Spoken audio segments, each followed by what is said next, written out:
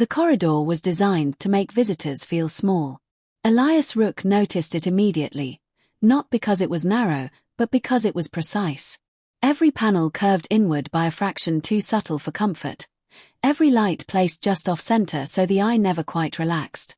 The air itself carried weight, dense and metallic, pressing gently against his lungs with each breath. Not enough to hurt. Enough to remind. 2 Dominion guards escorted him in silence.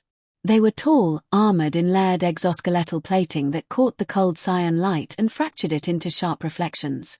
Their weapons remained lowered, which Elias found more unsettling than if they had been raised. Fear was expected here.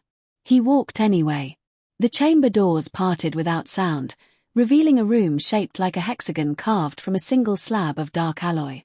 The floor was smooth and faintly reflective, mirroring his boots as he stepped inside. The doors sealed behind him with finality that resonated through his bones. At the center waited a single chair. It had no restraints. Elias paused. A trick, perhaps. Or a statement. He chose to sit, lowering himself with controlled movements, spine straight, hands resting loosely on his thighs. The chair adjusted to his weight, responding with a subtle vibration that traveled upward, mapping him. The lights dimmed. From the far wall, a shape unfolded.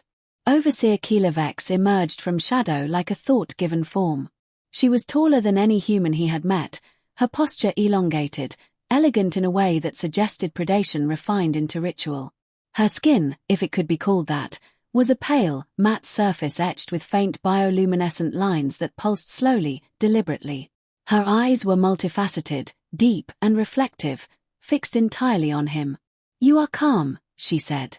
Her voice did not echo. It arrived directly, perfectly modulated, as if the air itself had agreed to carry it. "I am seated," Elias replied. It seemed polite. A flicker passed through her glow lines. Amusement, perhaps. Or assessment. "You are the designated representative of your species." "Yes. You are aware this chamber has broken minds older than your civilization." Elias glanced around, as if noticing the room properly for the first time. "Then I'll try not to stain the floor." Silence stretched. He felt it, not empty, but attentive. Systems adjusting. Sensors recalibrating. Somewhere beyond the walls, minds considered him. Kilovex moved closer. Not walking. Gliding. "Your file suggests you were not selected for intimidation resistance," she said. "You are not a soldier." "I was," Elias said. "I just stopped being useful at killing." Her eyes narrowed, facets shifting minutely. "You faced combat." "I faced survival," he corrected. The gravity shifted. It was subtle, a fractional increase that pressed him deeper into the chair, compressing his chest, thickening the blood in his ears. A test. Elias exhaled slowly and adjusted his posture, letting the pressure settle rather than resisting it. Kilovex watched carefully. "Most species react immediately," she said. "Elevated heart rate. Cortisol spikes. Vocal stress markers." "And humans?" Elias asked. "We are determining that." A translucent panel ignited between them, projecting a star map that rotated slowly. Red markers pulsed across it like open wounds. "These systems fell within 6 cycles," Kilovex said. "Civilizations older than yours. Stronger. Armed." The map zoomed inward, revealing shattered planets, fractured orbital rings, debris fields glowing faintly. "They begged," she continued. "They pleaded. They feared." Elias studied the projection. He recognized some of the constellations, distorted by unfamiliar navigation metrics. He did not look away. "What happened to them?" he asked. "They were repurposed." "For labor?" "For compliance." The word settled heavily. Elias nodded once. "Efficient." Kilovex tilted her head. "That response is incorrect." "Is it?" he said. "You're still standing." "They're not." The lights dimmed further. The star map dissolved. "You misunderstand your position," she said, her tone sharpening. "You are not here to evaluate us." "I know," Elias replied. I'm here so you can decide what to do with us. Her glow lines flared brighter. Yes, she said. And you will answer truthfully. I always do. She circled him now, slow and deliberate, her presence pressing in from all sides. The chamber seemed smaller with each pass. Fear, Kilovec said, is the foundation of order. Without it, obedience collapses. Every intelligent species understands this. Elias looked up at her as she stopped directly in front of him. Then why test me, he asked. Because your species resists expectation. The gravity increased again, harder this time. His muscles tensed reflexively before he forced them to relax. Pain flared briefly along his ribs, then faded into a dull ache. He breathed through it, counting the seconds. Kilovex's eyes widened almost imperceptibly. You should be afraid, she said. Elias met her gaze. I am, he said quietly. Her glow lines dimmed, confused. Then why does your physiology remain controlled? He considered the question. Not strategically. Honestly. Because fear isn't new to us, he said. It's familiar. The chamber hummed, systems recalibrating again. Kilovex leaned closer, her face inches from his. Explain. Elias did not raise his voice. We grew up with storms that erased cities, he said. With predators that hunted for sport. With our own kind finding new ways to hurt each other every generation. Fear was never a signal to stop. He paused, letting the words settle. It was a signal to think. Silence returned, heavier than before. Kilovex straightened slowly. Then answer me this, human, she said. The lights focused, isolating them in a cone of cold brilliance. Why, she asked, aren't you afraid of us? Elias felt the weight of the moment press down harder than gravity ever could. He looked at her. And smiled, just slightly. The smile did not last. Elias let it fade the moment Kilovex straightened, because the chamber responded instantly. The floor vibrated, a low-frequency tremor that crawled up his legs and settled behind his eyes. The lights shifted from cyan to a sterile white so bright it erased shadow and depth alike. There was no place left to hide his expression. Begin, Kilovex said. The air changed. It thickened, not with gravity this time, but with sound, subsonic pressure waves tuned to disorient, to scramble balance and perception. Elias felt the first ripple distort his inner ear. The second made the walls seem to bend. The third dragged a memory to the surface uninvited. He closed his eyes. Not in surrender. In focus. His pulse quickened, then steadied. He counted breaths. In through the nose. Out through the mouth. Old habits returned easily. You are experiencing calibrated destabilization, Kilovex said. Most species lose cognitive cohesion within seconds. Elias opened his eyes. Most species don't practice this on themselves. The pressure intensified. The chair dissolved beneath him without warning, and he dropped, only a meter, but the suddenness jolted his spine. The floor rippled like liquid metal, swallowing his boots to the ankles before releasing them. The walls fractured into overlapping images, a dozen chambers, 100 overseers, each staring. Illusion layered over illusion. Kilovex watched for the telltale signs. The flinch. The cry. The reflexive plea. Elias rose to his feet slowly, brushing imaginary dust from his sleeves.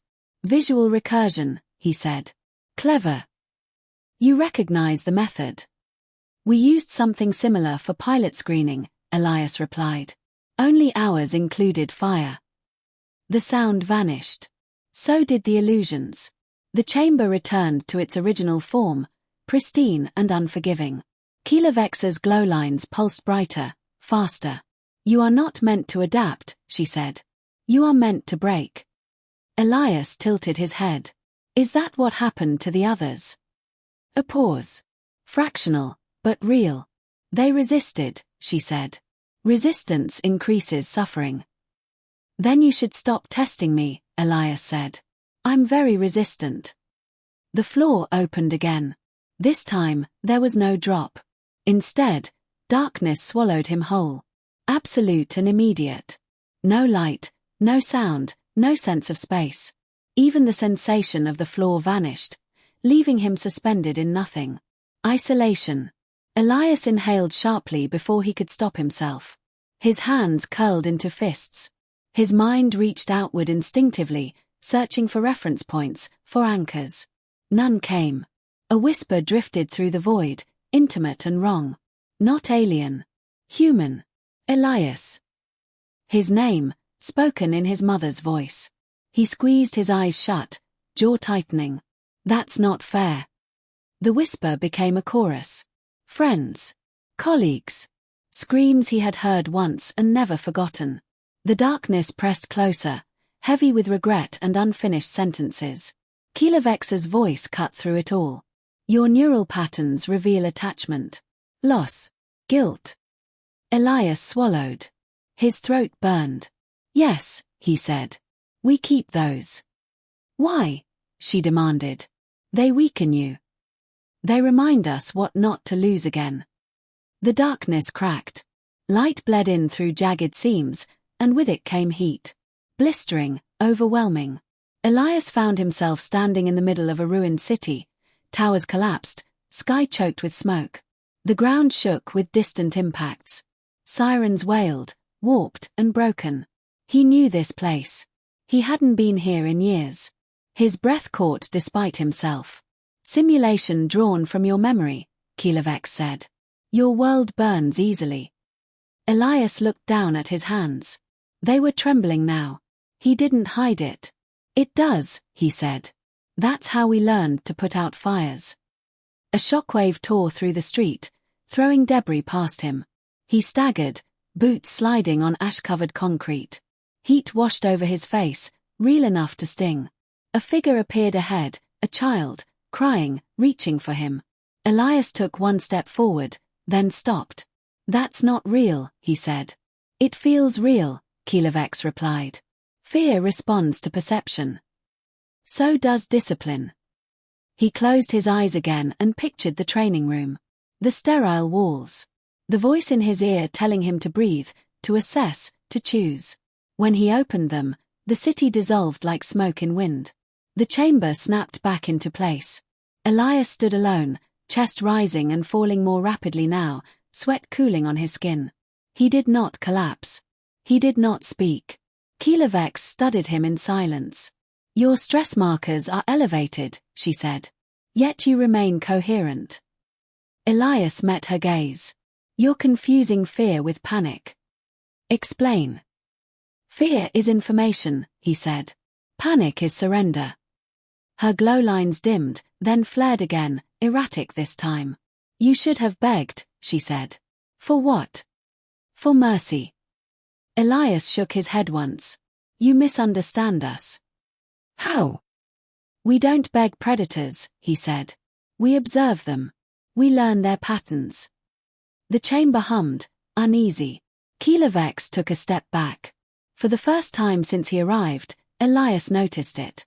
The space between them had changed. Not physically. Psychologically. You are not broken, she said, slowly. No, Elias agreed. But I am tired. Her eyes narrowed. Of suffering. Of being tested by things that think fear is a weapon, he replied. For us, it was a classroom.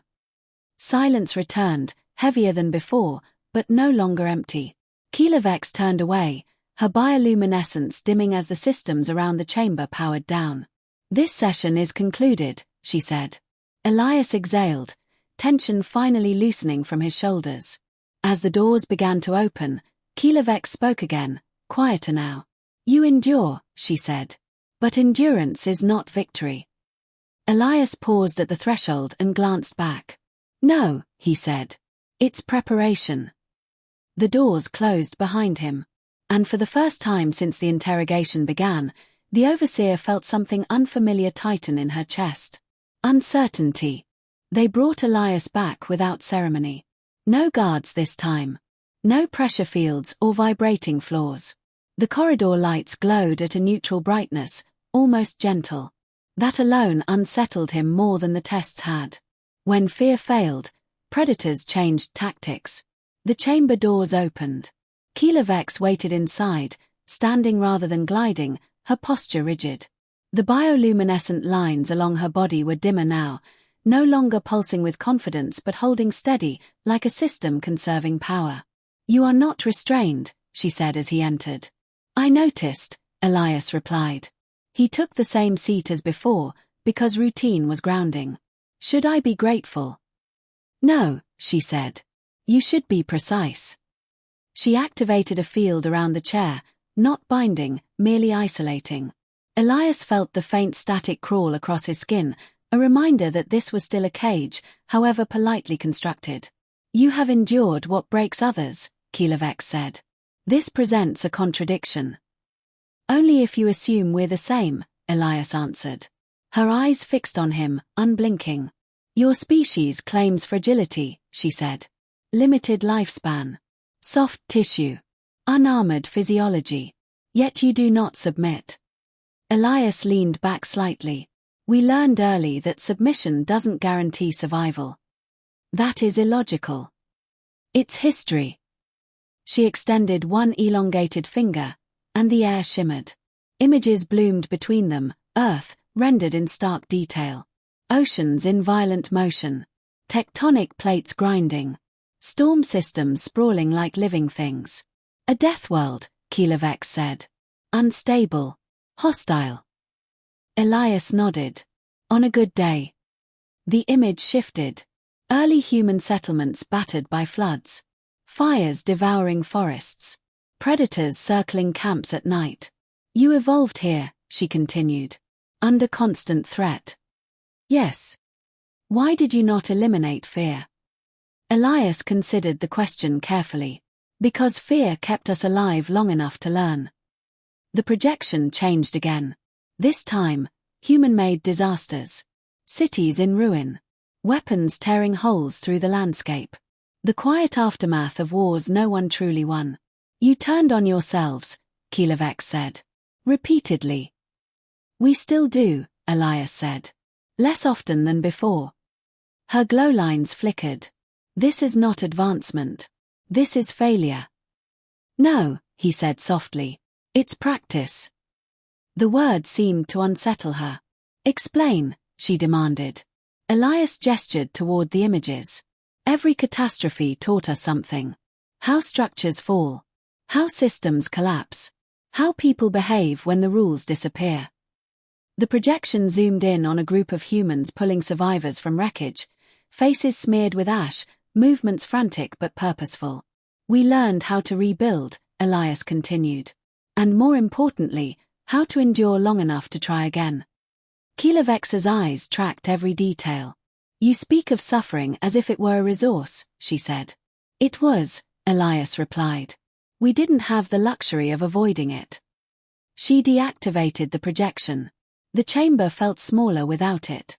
"Other species fear death," she said. "Fear pain. Fear loss. So do we. Yet you do not obey." Elias met her gaze. "Because obedience doesn't stop death. It just postpones choice." Silence followed. Not the oppressive kind from before, but a thinking pause. "You redefine fear," Kilovex said slowly. "We contextualize it." Her glow lines dimmed further. "Fear is meant to control." "Only if you let it," Elias said. "We stopped letting it decide for us a long time ago." She circled him again, but the movement lacked its earlier dominance. It felt cautious. "When my people encounter fear," she said, "we retreat. We reassess. We avoid." Elias watched her carefully. "That's why you built an empire," he said. "And why it's brittle." Her head snapped toward him. "Explain." "You've only expanded where fear worked," he said. "You've never had to deal with a species that treats fear as background noise. That is arrogance. It's adaptation." She stopped directly in front of him. "What are you, then, human?" Elias did not answer immediately. He thought of Earth's long nights, of ancestors staring into darkness without knowing what waited beyond it. He thought of stories told around fires, of rules written in blood and revised by survival. "We are what happens when survival stops being optional," he said at last. Kilovex recoiled slightly, as if struck. That answer implies inevitability, she said. It was, Elias replied. Every day. Her eyes shifted, facets reflecting internal calculations. You speak as though fear forged you. It tempered us, he corrected. Like metal. She turned away, pacing now, movements sharp and irregular. Your species should have collapsed, she said. Statistically. We did, Elias said. Many times. She stopped. Yet you persist. Yes. Why? Elias smiled faintly, not in humor but recognition. Because we learned something your Dominion hasn't. And that is. That fear doesn't end when you conquer it, he said. It becomes part of you.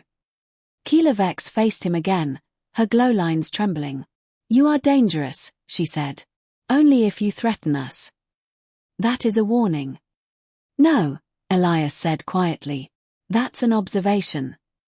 The chamber hummed, low and uneasy. You were sent here to represent your species, she said. You have done so, inadequately. Elias raised an eyebrow. I haven't even started negotiating. Her gaze sharpened. This was not negotiation. Everything is, Elias replied. You just didn't know the terms yet. She stepped closer, lowering her voice. If fear cannot rule you, she said, what can? Elias held her gaze, steady and unflinching. Choice, he said. And we're very careful about who gets to influence ours. The lights dimmed further, casting long shadows across the chamber. Kilovex straightened slowly. You will remain here, she said. Until I understand you. Elias nodded. Take your time. As she turned away, the uncertainty in her movements was no longer subtle. For the first time, the Dominion was not studying a subject. It was confronting a mirror. They did not come for Elias immediately. Time passed in measured intervals, marked only by subtle shifts in light and the faint hum of systems beyond the chamber walls. He remained seated, unrestrained, alone with his thoughts. That, he suspected, was the point. Silence had broken more minds than pain ever could. When the doors finally opened, Kilovex entered without announcement. She looked different. Her movements were slower, deliberate in a way that suggested restraint rather than confidence. The bioluminescent lines along her body glowed dimly, no longer decorative, now functional, an organism conserving energy during stress. You have destabilized my projections, she said. Elias studied her face. That wasn't my intention. It was the outcome, she replied.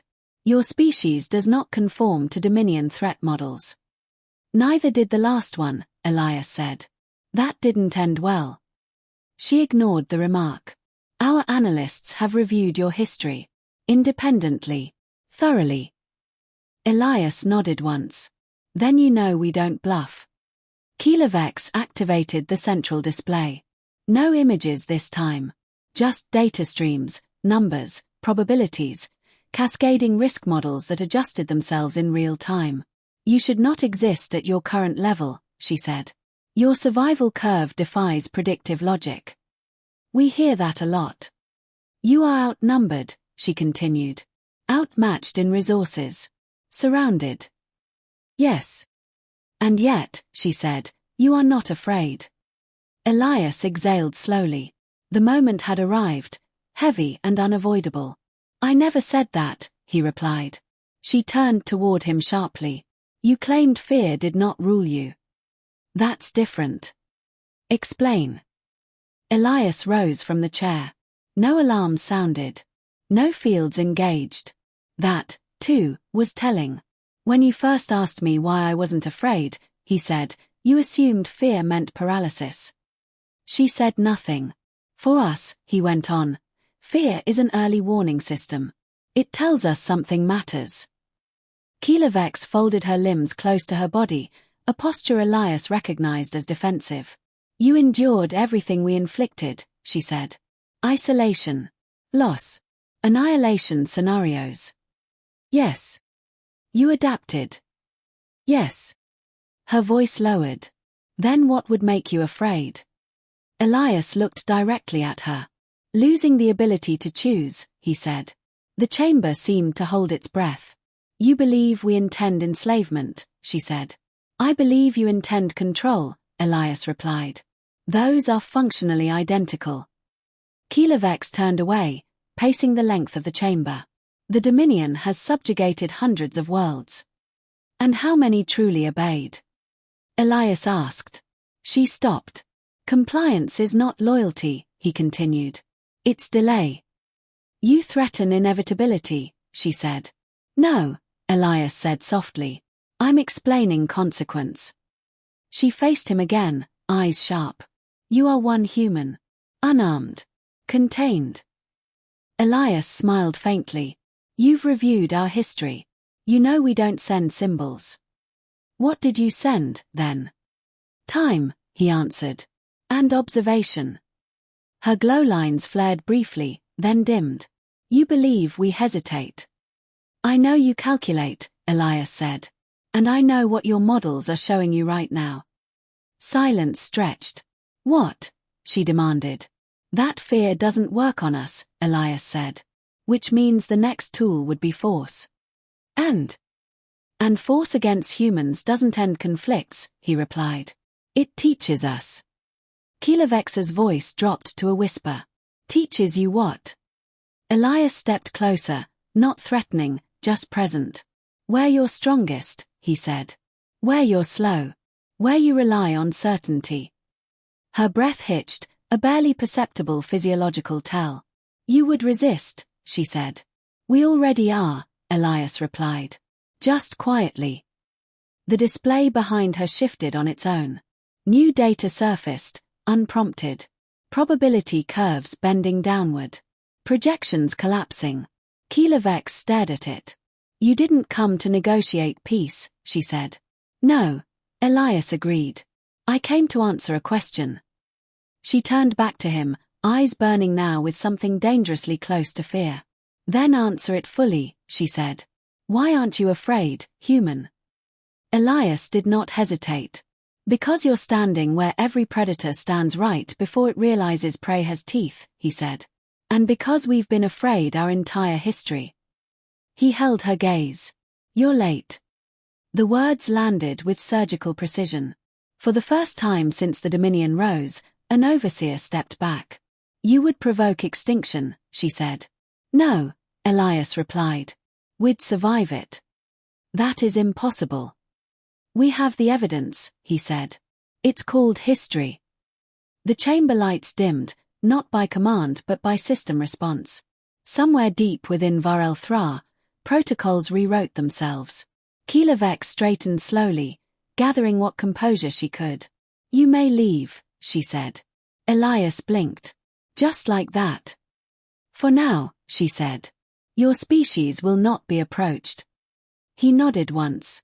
Wise. As the doors opened, Kilovex spoke again, her voice tight. If fear does not rule you, she asked, what happens when it fails? Elias paused at the threshold. We adapt, he said. And then we decide. The doors closed behind him. Alone in the chamber, Overseer Kilovex stood motionless as the full weight of understanding settled in. The Dominion had not encountered weakness. It had encountered a species that had already survived everything the universe could throw at it. And learned how to smile afterward.